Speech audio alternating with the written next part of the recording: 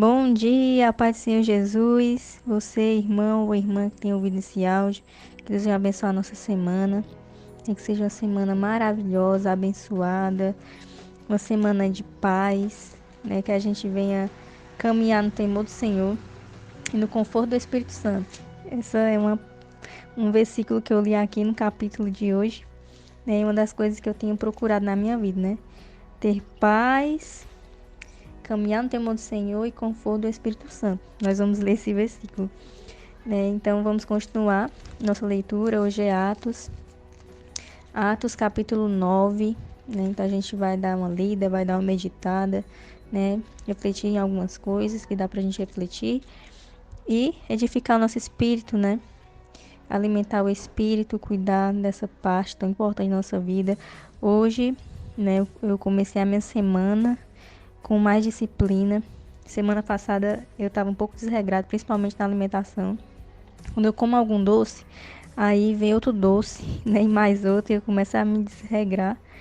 Mas eu vou procurar ter mais disciplina. Então já comecei a fazer minha oração, minha meditação, fiz exercícios aqui, no meu quarto. Aí depois eu tomei meu banho, fiz minha hidratação, que também estava atrasado, E tem que se cuidar, E já fiz meu suco detox, meu devocional e vou fazer aqui meu áudio, Para também compartilhar aquilo que o Espírito Santo me ensinou na leitura, Edificando uns aos outros. Então, que essa semana, seja uma semana disciplinada para nós, que a gente venha fazer tudo de certinho, evitar exageros, na alimentação, fazer boas escolhas, que o Senhor venha nos conduzir, que a gente vai resistir às tentações, em nome de Jesus. Então, sem mais delongas, vamos a Atos 9, que diz assim: Saulo, respirando ainda ameaças e morte contra os discípulos do Senhor, dirigiu-se ao sumo sacerdote e lhe pediu cartas para as sinagogas de Damasco, a fim de que, caso achasse alguns que eram do caminho, assim homens como mulheres, os levasse presos para Jerusalém. Seguindo ele estrada fora, ao aproximar-se de Damasco, subitamente uma luz do céu brilhou ao seu redor. E caindo por terra, ouviu uma voz que lhe dizia: Saulo, Saulo, por que me persegues? Ele perguntou: Quem és tu, Senhor? E a resposta foi: Eu sou Jesus, a quem tu persegues. Mas levanta-te e entra na cidade, onde te dirão o que te convém fazer.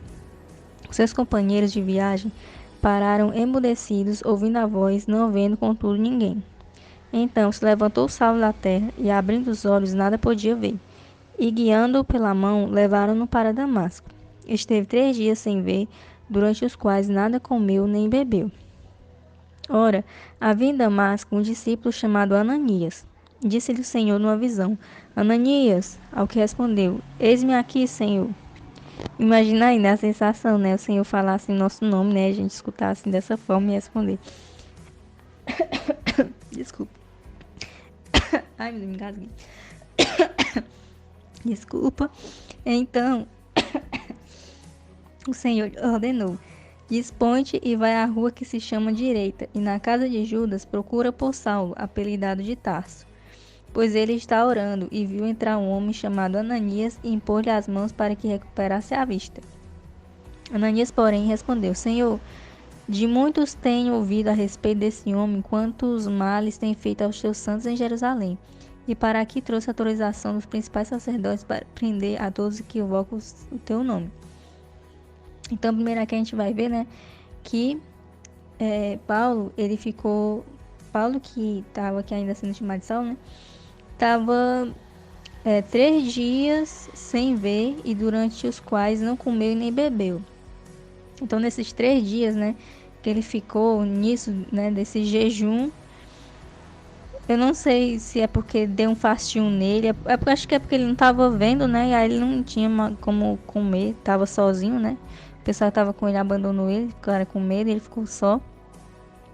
E aí ele estava sem comer esses dias. Nesse período, creio eu, aqui não fala nitidamente, mas eu creio que nesses dias foi 3 dias de muita oração, oração intensa. Porque imagina aí, um homem ficou sozinho, não enxergava nada, então ele deve ter ficado muito assustado, Então ele estava clamando ao Senhor, orando ao Senhor. E aí nesses dias, o Senhor revelou, que ia chegar né, um homem chamado Ananias, e ele impôs lá as mãos e ele iria recuperar a vista, né? Então ele já sabia que Deus ia mandar esse homem. E aí ele ficou, né, nessa oração e o Senhor revelou, né, já para acalmar ele. E aí o Senhor falou com Ananias e disse, né, que Ananias fosse lá encontrar com Saulo. Então a gente não vê, né, em nenhum momento o Senhor diz assim, vai e mude o nome dele para Paulo, de Saulo para Paulo. Não, o Senhor chamava ele mesmo de Saulo. Né? Então Paulo, né, não foi porque ele mudou o nome para Paulo, foi só mesmo uma questão de cultura, como eu falei em outros capítulos atrás, né? Então Ananias ficou com medo porque ele já era conhecido por perseguir a igreja do Senhor, mas aí o Senhor fala aqui no versículo 15. Mas o Senhor lhe disse, vai, porque este é para mim um instrumento escolhido, para levar o meu nome perante os gentios e reis, bem como perante os filhos de Israel. Pois eu lhe mostrarei quanto lhe importa sofrer pelo meu nome. Então, Paulo, que também é chamado de Saulo, ele perseguia a igreja do Senhor.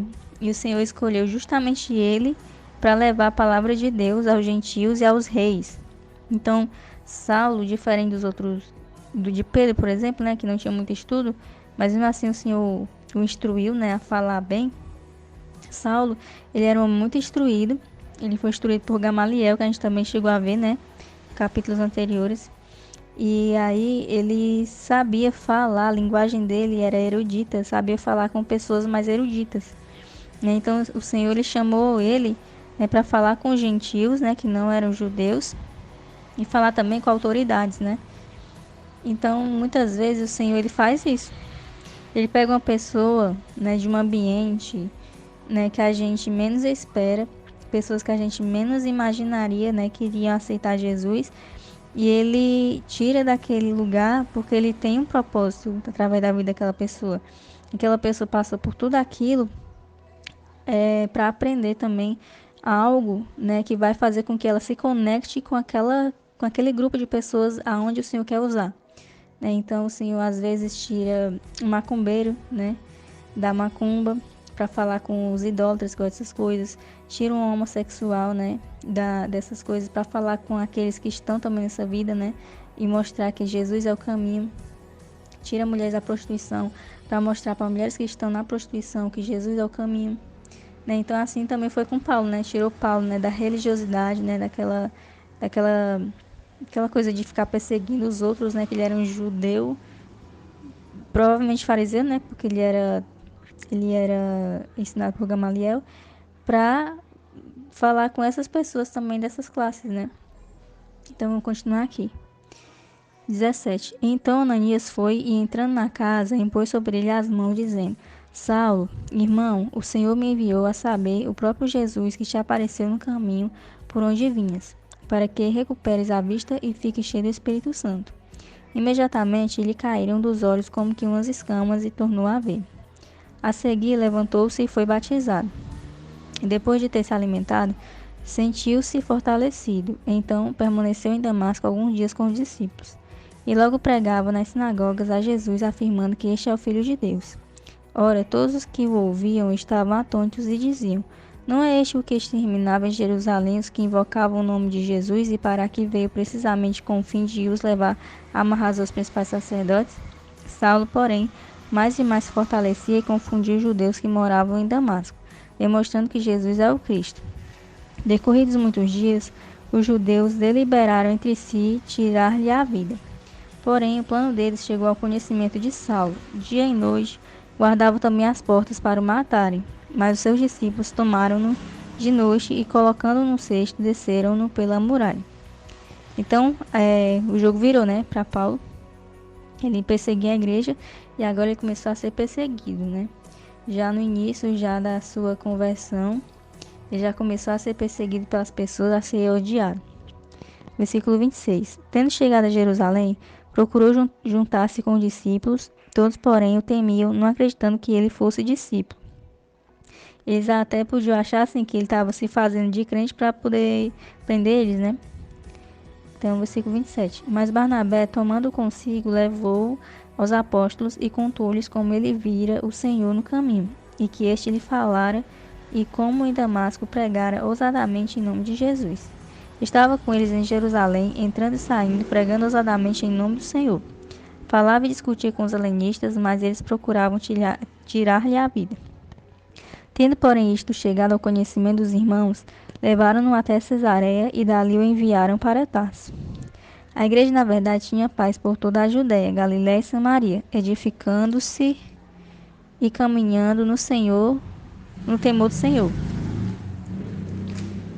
E no conforto do Espírito Santo crescia em número. Então esse foi o versículo que eu falei no início, né? Que a igreja ela tinha paz por toda a Judéia, Galiléia e Samaria, edificando-se e caminhando no temor do Senhor, e no conforto do Espírito Santo crescia em número. E é uma das coisas que eu tenho buscado, né? Ter paz no Senhor, né? Caminhar no temor do Senhor e estar no conforto do Senhor. Passando por toda parte, desceu também aos santos que habitavam em Lida. Encontrou ali certo homem chamado Enéas, que havia 8 anos jazia de cama, pois era paralítico. Disse-lhe Pedro: Enéas, Jesus Cristo te cura, levanta-te e arruma o teu leito. Ele imediatamente se levantou, viram todos os habitantes de Lida e Sarona, os quais se converteram ao Senhor. Havia em Jope uma discípula por nome Tabita, nome este que traduzido quer dizer Dorcas. Era ela notável pelas boas obras e esmolas que fazia. Essas esmolas eram ajuda, né? Porque esmola, quando a gente fala aqui, né? Parece assim pros mendigos, assim, mas acho que ela ajudava também. Mas pra mim, essa palavra é uma palavra muito vulgarizada, né? Eu prefiro caridade, uma coisa assim. Deve ter outra tradução. Ora, aconteceu naqueles dias que ela adoeceu e veio a morrer, e depois de a lavarem, puseram-na no cenáculo. Como o líder era perto de Jope, ouvindo os discípulos que Pedro estava ali, enviaram-lhe 2 homens que lhe pedissem: Não demores em vir ter conosco. Pedro atendeu e foi com eles. Tendo chegado, conduziram-no para o cenáculo e todas as viúvas o cercaram, chorando e mostrando-lhe túnicas e vestidos que Dorcas fizera enquanto estava com elas. Então ela era uma mulher muito generosa, né? Mas Pedro, tendo feito sair a todos, pondo-se de joelhos, orou e, voltando-se para o corpo, disse: Tabita, levanta-te. Ela abriu os olhos e, vendo a Pedro, sentou-se. Ele, dando-lhe a mão, levantou-a e, chamando os santos, especialmente as viúvas, apresentou-a viva. Isto se tornou conhecido por toda a Jope, e muitos creram no Senhor. Pedro ficou em Jope muitos dias, em casa de um curtidor chamado Simão. Então, né, Pedro ele não fez, né? Pedro ele foi usado pelo Senhor para fazer isso. E aí não foi Pedro que foi popularizado assim, que foi exaltado, né? Mas foi o Senhor, né, que foi exaltado. As pessoas creram no Senhor. Então a gente vê aqui que não existia aquela coisa de idolatria, né?